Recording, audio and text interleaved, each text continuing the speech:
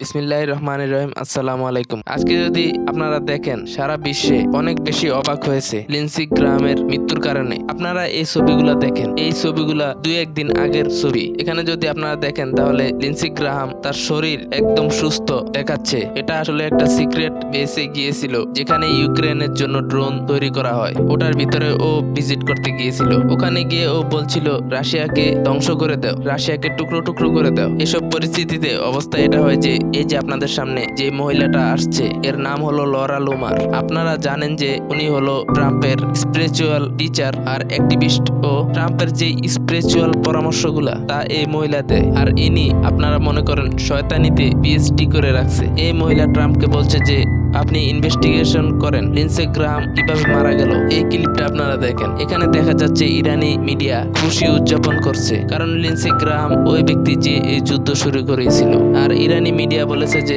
আমরা পুরো দেশকে শুভেচ্ছা জানাই, যে লোকটা এই যুদ্ধ শুরু করিয়েছিল সে এখন জাহান্নামে পৌঁছে গেছে। আর ওদিকে লরা লুমার ইনি বলছে যে আপনি এটার তদন্ত করেন, এটার পিছনে কি রাশিয়া আছে। আমেরিকান সেনেটরকে রাশিয়া অথবা ইরান বিষ দিয়ে হত্যা করেছে। ও বলছে আমি অবাক এই ব্যাপারে যে রাশিয়া তাদের ডেলিগেশন আয়াতুল্লাহ আলী খোমেনাই এর জানাজায় পাঠিয়েছিল। আর ওখানে তারা সবাই মিলে বলছিল ট্রাম্প থেকে প্রতিশোধ নেওয়া হবে, লিন্ডসে গ্রাহাম থেকে প্রতিশোধ নেওয়া হবে। আর উনি বলছে একদিন আগে লিন্ডসে গ্রাহাম ইউক্রেনে ছিল, আরও বলছিল রাশিয়ার উপর নিষেধাজ্ঞা দেও। আর হঠাৎ করে ও কিভাবে মরে গেল এটার তদন্ত করেন আপনারা। আর ইনি বলছে ও হঠাৎ করে কিভাবে মরে গেল। এই সকল কিছুর মধ্যে আমরা কিছু বুঝতে পারছি না। লিন্ডসে গ্রাহাম যখন ইউক্রেনে গিয়েছিল তখন ওখানে বায়ুতে কোনো বিষ দেওয়া হয়েছিল কিনা। আর ও বলছে ট্রাম্পকে কি এটার তদন্ত করতে, এটা কিভাবে হয়েছে সেটা বের করেন। আজ নেতানিয়াহু অনেক বেশি আপসেট, কারণ তাদের একটা বন্ধু ছিল, ও ইসরায়েলের জন্য যে কাজ করেছে তা আপনারা কল্পনা করতে পারবেন না।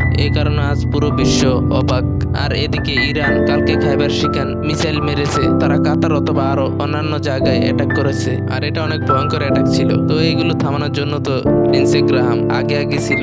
এখন তারা তদন্ত করতে চাচ্ছে এটা কিভাবে হলো। এরকম যদি হতে থাকে তাহলে রাশিয়া এবং ইরানের টার্গেট গুলা একটা একটা করে শেষ হতে থাকবে। তো মোস্তফা খোমেনি 24 ঘন্টা আগে যে হুমকিটা দিয়েছিল, তাহলে তারা বুঝে শুনে হুমকি দিয়েছিল, অথবা তাদের কাছে এরকম টেকনোলজি চলে এসেছে যে পরিবেশে কোনো কিছু ছেড়ে দিয়ে বিশ্বের যে কোনো স্থানে যে কাউকে মেরে ফেলতে পারে। আর আজকে আপনারা দেখে নেন ইসরায়েল এবং সকল লোক অবাক হয়েছে যে এটা হলো কি, যে লোকটা 24 ঘন্টা আগে পুরোপুরি সুস্থ ছিল, কোনো রোগ বালাই নাই, ও ইউক্রেনে গিয়েছিল এবং রিসেন্টলি ও পিট হেগসেটকে ডেকেছিল, সেখানে আলোচনাও হয়েছিল। ও ইরানের বিপক্ষে ছিল, পাকিস্তানের বিপক্ষে ছিল, আর ও চায়নার বিপক্ষেও ছিল, রাশিয়ার বিপক্ষেও ছিল, আরো নর্থ কোরিয়ারও বিপক্ষে ছিল, আরো ইসরায়েলের অনেক ঘনিষ্ঠ।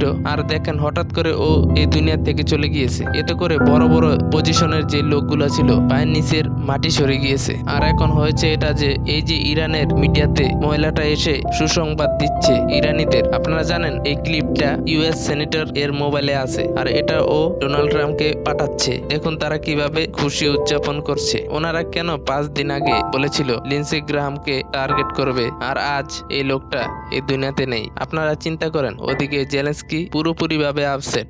আর ও বলছে আমার তো এই জিনিসটা বুঝতেই পারছি না, এই লোকটা কিছুক্ষণ আগে আমার সাথে সাক্ষাৎ করেছে, যখন সাক্ষাৎ করছিল তখন তো ঠিক ছিল, আর কিভাবে একদিন পরে মারা গেল। এখন সবচেয়ে বড় কথা এটা যে এই লোকটা ড্রোন ফ্যাক্টরিতে গিয়েছিল, এরপরে গিয়ে জিনিসগুলো খারাপ হয়েছে। এই কারণে দুনিয়া বলছে যে ওনাকে টার্গেট করা হয়েছে। এখন এই যে ড্রোন ফ্যাক্টরিতে ও গিয়ে এসেছে, এটা কিন্তু এখন আর সুরক্ষিত না, কিছু বলা যায় না। হয়তো এই লোকটা এই ড্রোন ফ্যাক্টরিতেই মারা গিয়েছিল। লোকজন প্রশ্ন করছে যে ওখানে গিয়ে সমস্যা হয়েছে নাকি ওখান থেকে এসে, কেউ কিছু বুঝছে না। আপনি যদি রাশিয়ান মিডিয়াগুলো দেখেন, তারাও খুশি উদযাপন করছে, কারণ এই ব্যক্তিটা রাশিয়ার শত্রু, চায়নারও শত্রু। আপনারা চিন্তা করে দেখেন, এই লোকটা বলতো যে আমরা সারা বিশ্বে বম্বিং করে মানুষদের মারছি, আমেরিকান জনগণের ট্যাক্সের টাকা বাঁচাতে পারি লোকদের মেরে। মানে ও বলেছে যে খোদা ওর সাথে আছে, যে ইসরায়েলের সাথে আছে, এটা ও বলেছিল। আর এখন ও নিজে ইসরায়েলের সঙ্গ ছেড়ে দুনিয়া থেকে চলে গিয়েছে। আপনারা জানেন যে গাজায় যখন মুসলমানদের মারা হতো তখন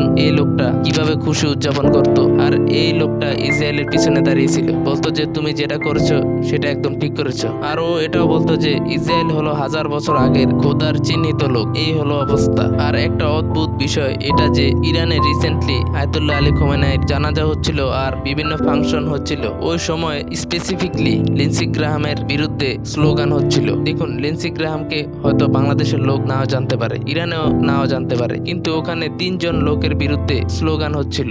এক হলো লিন্ডসে গ্রাহাম, তারপর হলো ডোনাল্ড ট্রাম্প এবং তারপর হলো নেতানিয়াহু। এই 3 লোকদের বিরুদ্ধে স্লোগান হচ্ছিল।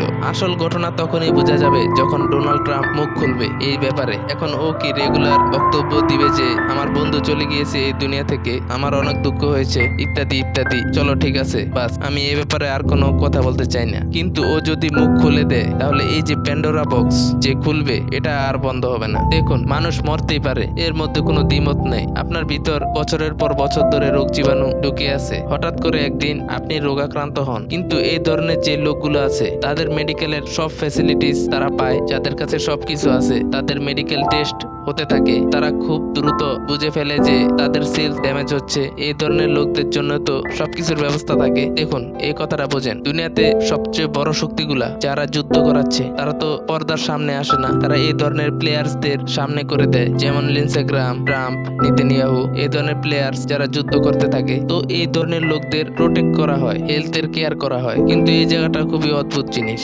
বিউটেনে একটা কথা বলেছিল, আপনাদের মনে আছে কি? একজন বিউটেনের সাথে একজন বিউটেনের খুব কাছের লোক ছিল, এরপর ও বিউটেনের বিরুদ্ধে বিদ্রোহ করেছিল। এরপরে বিউটেন তার সাথে সমঝোতা করেছে, কিন্তু এরপর ওর হেলিকপ্টার, জাহাজ এগুলো ধ্বংস হয়ে গেছিল। বিউটেনে একটা কথা বলেছিল, ওর কাছে জিজ্ঞেস করা হয়েছিল যে এরকম কোন জিনিস যেটা তোমার কাছে ক্ষমার যোগ্য না? তখন ও বলেছিল যে লোকটা শত্রু তার জন্য ক্ষমা আছে, কিন্তু যে বিশ্বাসঘাতকতা করে তার জন্য ক্ষমা নয়। তারা এটা মনে করে যারা শত্রু তাদের কাছে একটা কারণ আছে, যে কারণে তারা আপনার বিপক্ষে, তাদের সাথে আলোচনায় বসা যায়, তাদের সাথে সমঝোতায় আসা যায়। কিন্তু যারা নিজের লোক, যারা বিশ্বাসঘাতকতা করে অথবা যারা আমাদের ভিতরে ঢুকে বিশ্বাসঘাতকতা করতে চায়, তাদের জন্য ক্ষমা না। এটা অনেকটা অদ্ভুত জিনিস, এটা আমরা আগে কখনোই দেখিনি। কলিব্রিক্স চ্যানেলকে সাবস্ক্রাইব করতে ভুলবেন না। পরের ভিডিওতে দেখা হবে।